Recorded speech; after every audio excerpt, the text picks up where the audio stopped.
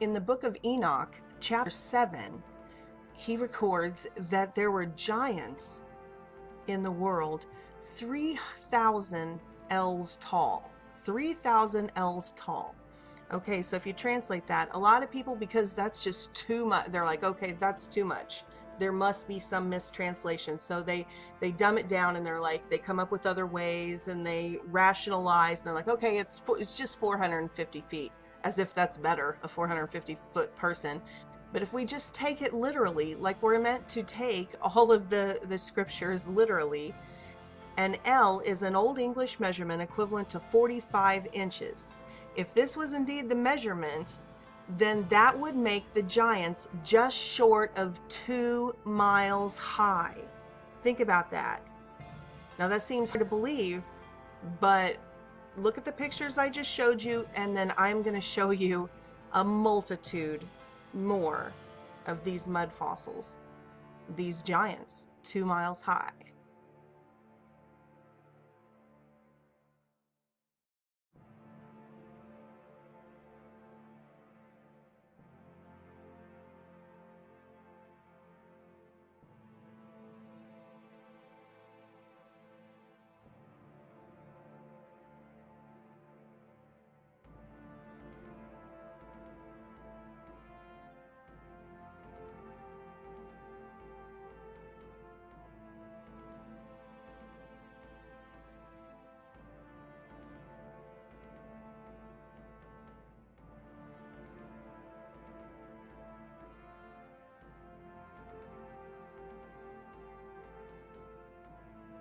Enoch is referenced in the Bible repeatedly, and it's stated that he was one of the greatest men that ever walked the earth, closer to God than any other man. In fact, it's said that he didn't see death, that he didn't bodily die, that when his mission was completed, God took him up. Right here, it says in Genesis 5:24, so all the days of Enoch were 365 years. Enoch walked with God, and he was not, for God took him. And Methuselah lived 187 years and became the father of Lamech. So right down here in Jude 1:14, Enoch, the seventh from Adam, also prophesied about them. And it talks about Enoch being a prophet. It talks about Enoch being very close with God. And so we have the book of Enoch. And it's important to note that we're talking about someone very close to the creation of humankind, of the Hebrew race, the human race.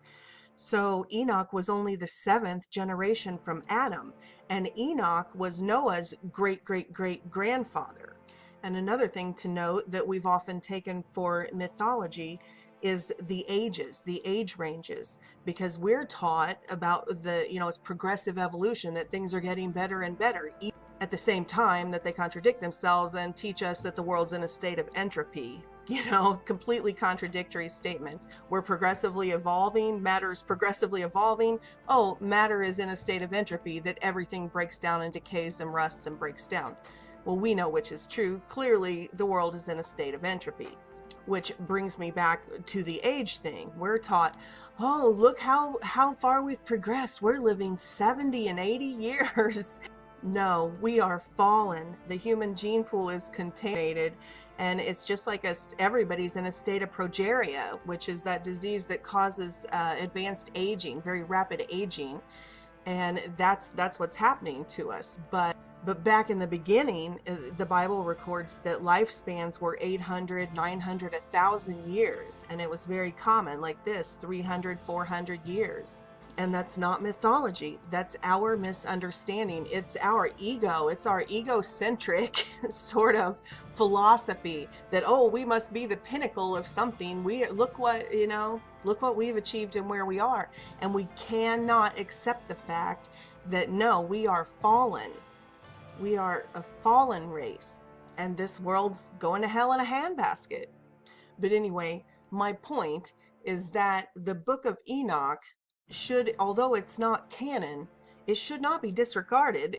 It's not only historic records, it's also coming from one of the humans who walked the closest with God.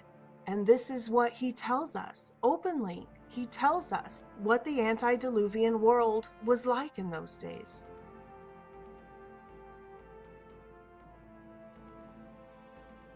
And all we have to do to confirm it is look around.